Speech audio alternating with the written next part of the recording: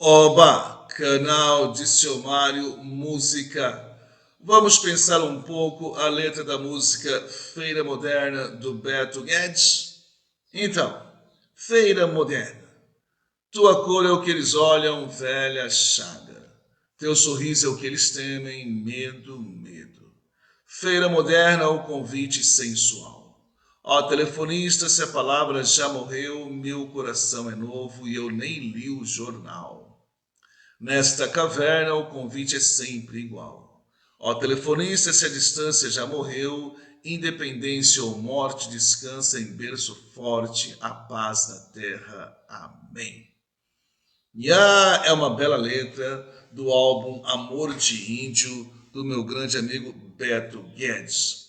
E esta canção pertence a Beto Guedes, Fernando Brant e o Lô Borges, o pessoal do Clube da Esquina, que junto com Milton Nascimento fizeram um protagonismo da música brasileira das Minas Gerais. E esta letra é bastante modernista, é bastante própria do seu tempo.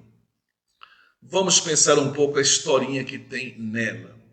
Quando ele diz tua cor é o que eles olham, velha chaga, entendo que ele está se referindo ao racismo.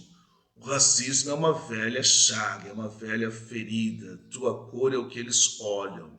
Não é o que está dentro de você, mas aquilo que aparece na sua pele de você. Isto é uma velha ferida. Tua cor é o que eles olham.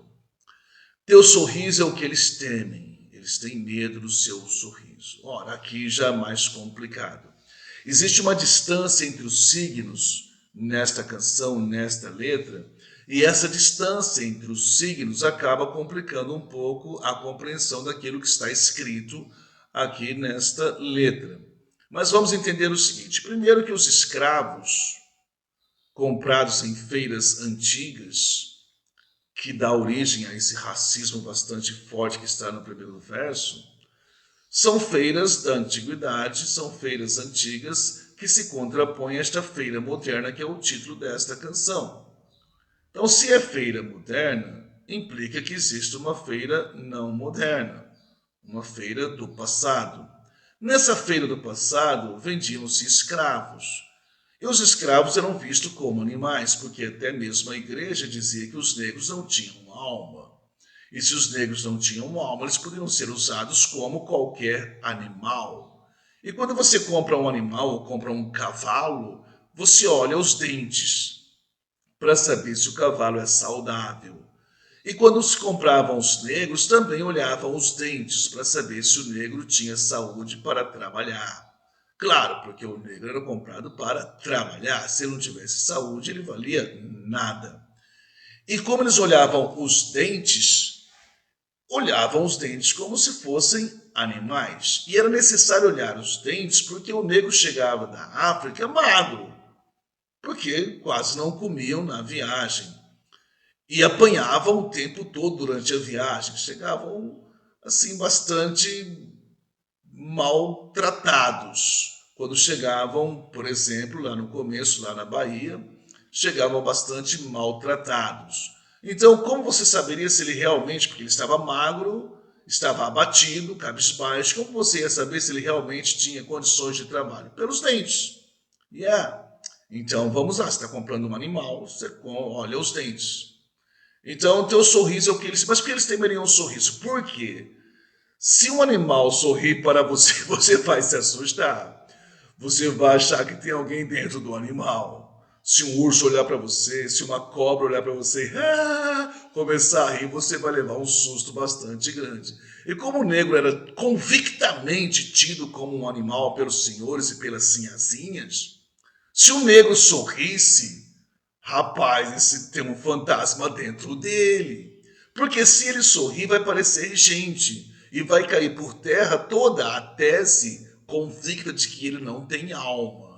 Então o sorriso do negro metia medo. Então dá-lhe proibir festas, carnavais, dá-lhe proibir alegrias ao negro, porque ele não pode sorrir. Eu tenho medo do sorriso dele. Parece que há uma alma dentro dele, há uma alma encarnada dentro dele, há alguém dentro dele para me condenar. porque ele fica parecendo gente. Teu sorriso é o que eles temem, medo, medo. Hoje essa feira antiga não existe mais, existe uma feira moderna. E nessa feira moderna o convite é sensual. Por quê? Porque agora é design, agora é mercadoria bonita, é carro bonito, é casa bonita e tem um monte de sacolas bonitas nos shoppings. Então o convite é bastante sensual. E há muita tecnologia. Um exemplo é a telefonista e os seus telefones coloridos. Ó, telefonista, se a palavra já morreu. Por que a palavra já morreu? Se a palavra já morreu, porque o que interessa no século XX é imagem. O século XX é o século do cinema, é o século da aparência, é o século da mercadoria, do design. Então é o século da imagem, não é o século da palavra. Não é o século XIX ou XVIII, dos iluministas ou dos românticos, não. Não é o século do pensamento, ao contrário. A decepção iluminista do século XVIII e a decepção romântica do século XIX levou o homem a se abandonar. Ele deixa de se desenvolver para desenvolver as coisas, os objetos, a mercadoria, o produto. Agora o que vale é a imagem bastante vendável, negociável. Então a palavra está bastante esquecida. Então o telefonista, se a palavra já morreu, meu coração é novo, eu sou muito jovem, eu nem li o jornal. Porra, eu nem li o jornal e ele já não vale mais nada, mas eu nem li ainda. Nossa, velho, eu estou muito estranho nesse mundo. Porque eu nem aprendi a palavra e ela já morreu. Meu coração é novo, eu sou jovem. Pessoal do Clube da Esquina, todos jovens. Então, esse jornal que no dia seguinte já é uma coisa antiga e velha, e eu nem li ainda, e já é velho, a palavra já morreu. Que coisa! E olha como é que ele vai dizer que este mundo, essa feira moderna, ela é muito idêntica à feira antiga, que só muda a imagem, a paisagem tecnológica do século XX. Ele vai chamar de nesta caverna, ou seja, neste, ele usou nesta, olha o pronome demonstrativo com ST. É esta a qual ele está se referindo agora, não é nessa nem naquela, é nesta caverna, quer dizer, neste mundo que ainda está no tempo das cavernas, que é tão antigo quanto a feira antiga. O convite é sempre igual, é sempre para que uns explorem os outros como escravos. Só que é um convite sensual, mas é sempre igual. E ele vai de novo se dirigir a telefonista, um signo do modernismo, um signo do tecnologismo do século XX. Ó, telefonista, se a distância já morreu com esse negócio de globalização, com esse negócio de mundo todo, de telefonia e de comunicação. Ó, telefonista, a distância já morreu. É só a distância que já morreu, porque o mundo continua igual. Nesta caverna, o convite é sempre igual. Sempre umas pessoas explorando as outras. Independência, besteira. A independência descansa em berço forte, está lá adormecida, está lá abandonada a um canto. E o pior, aquela igreja que sempre concordou que o negro não tem alma, aquela igreja do século XVII, do padre Antônio Vieira, que pregava aos negros para que eles pudessem, em paz, não se revoltarem, porque felizes os pobres, porque deles é o reino dos céus. E se eles tivessem ficado na África, morreriam pagãos e não teriam conhecido o cristianismo através dos jesuítas e não teriam chance de ir para o céu. Então eles deviam aceitar a vida que eles tinham, os escravos. Isso, e a terra continua em paz, porque eles não vão se revoltar. Olha que paz mais cínica. A paz da terra, amém. Esse amém é uma crítica muito grande a uma igreja que sempre concordou com a escravidão, tanto a antiga quanto a moderna. Pegou o peso desta letra e aquela independência, não somos mais escravos, aquela abolição, aquela liberdade, besteira. Só falácia, só mentiras, ilusões. Aquela independência descansa em berço forte, feito criança adormecida, e ela está lá abandonada. E vamos continuar com a nossa paz cínica, a paz na terra. Amém? Amém. O texto não é muito fácil, por quê? Porque agora eu vou me lembrar, considerando a forma desse texto, do meu grande amigo Mário de Andrade. O Mário de Andrade, ele classificou alguns versos como versos harmônicos, para diferenciar do verso melódico. Para diferenciar do verso melódico, ele diz, ó, o verso, e eu anotei aqui para você, acompanhe comigo. O verso melódico é linear, uma sequência de palavras como uma sequência de notas musicais. Você se lembra que o Mário de Andrade era músico. Ele, inclusive, durante algum tempo, ele viveu dando aulas de piano. Então, o Mário de Andrade, ele foi comparar a literatura com a música, e assim como a literatura é uma sequência de palavras, a música é uma sequência de notas musicais. E ele falou que o verso melódico é linear, uma sequência de palavras como uma sequência de notas musicais. Exemplo, São Paulo é um palco de bailados russos. Então é como se fosse uma melodia. Você tem um sujeito, São Paulo, você tem um verbo de ligação, tem um predicativo do sujeito, um palco, uma adjunta de nominal, de bailados russos. Você tem uma sequência uma sintaxe bastante linear e não há nenhum segredo nisso. É um verso melódico, como qualquer melodia simples. Mas há o verso harmônico, que ele é simultâneo. Você tem algumas melodias simultâneas e se harmonizam. Sequências concomitantes de palavras com uma harmonia musical. Ele dá um exemplo. Você tem um verso assim, a caiçalha, a bolsa, jogatinas. São palavras que aparentemente não têm a ver uma com a outra, não há uma coesão entre elas. Porém, no conjunto do poema e no conjunto do verso, elas expõem um cenário, ou uma ideia, ou uma ação.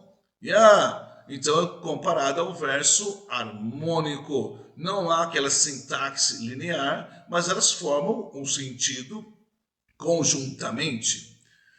Também existem os textos melódicos e os textos harmônicos, assim como os versos melódicos e os versos harmônicos, também os textos melódicos e os textos harmônicos. Os textos harmônicos, Mário de Andrade os nomeou, ele chamou de polifonia poética, ou seja, quando você tem vários versos que aparentemente não há coesão entre eles, versos e expressões que aparentemente não há coesão entre eles, você vai ter uma polifonia poética. Ele deu um exemplo. E o machiste do crime puladinho na eternização dos 3 dias, tripudiares gaios, roubar, vencer, viver-os respeitosamente no crepúsculo, a velhice e a riqueza têm as mesmas cãs, a engrenagem trepida, a bruma, neva. E aparentemente essas expressões não têm nada a ver uma com outra, mas elas compõem um cenário e uma ação dentro delas e uma tese. Essas definições de harmônico e melódico estão no prefácio interessantíssimo do livro Pauliceia Desvairada, do modernista Mário de Andrade. Então, se você pesquisar, for lá no prefácio interessantíssimo, essas ideias estão lá. Então, eu pesquei lá para você, trouxe aqui, bastante já bem sintetizado. Aí, qual que é o problema desta letra? É que a polifonia poética da feira moderna é causada pela distância dos signos. Então, qual a dificuldade que se tem para entender essa letra aqui? Primeiro, ela é uma polifonia poética. Normalmente, quando nós escutamos uma letra de música, nós queremos ver uma história contada, mas nem sempre é uma história. Às vezes é uma descrição, às vezes é uma dissertação, e na maioria das vezes é uma narração. Ok que na maioria é uma narração, mas nem sempre. E às vezes a descrição, a narração ou a dissertação contida na letra da música nem sempre é linear. E nem sempre os signos estão próximos. Quando eu digo, por exemplo, o menino fugiu, o signo menino e o signo fugiu estão muito próximos, então não tenho dúvida que quem fugiu foi o menino. E que o menino fugiu, não tenho dúvida. Mas se eu colocar o menino num canto do texto e colocar o fugiu lá no outro canto extremo oposto do texto, vai ser difícil entender que o menino fugiu. Então esse distanciamento dos signos acaba gerando alguma dificuldade. Mas por quê? Porque o poema, a letra, o texto, ele quer a síntese. Ele quer conter um monte de sentimentos, um monte de ideias em pouco texto. E isso é um texto moderno. O texto moderno é aquele que tem mais conteúdo com menos palavras. De novo, o texto moderno é aquele que tem mais conteúdo com menos palavras. E isso o Mário de Andrade chamou de polifonia poética. É o caso dessa feira moderna. E veja que não só a historinha que eu contei que está por trás dessas palavras, esses signos que podem ser reunidos numa leitura bastante cuidadosa, nem só isso. Quando você termina de ler ou de ouvir esta música, existe uma estética bastante modernista, pela escolha das palavras, pela escolha dos vocábulos. Sorriso, moderna, telefonista, jornal, são palavras que vão lembrar uma modernidade bastante próxima a nós. E mais o ritmo da música e etc. Ok? Então essa polifonia poética é bastante envolvente. Por isso que mesmo não entendendo a letra da música, muita gente adora esta canção. E gosta e curte e canta um monte, mesmo entendendo exatamente a história que está nela. Por quê? Porque existe uma roupagem, existe um signo do sentimento, nem só da razão. Os textos, as canções também falam pelo sentimento que eles exprimem.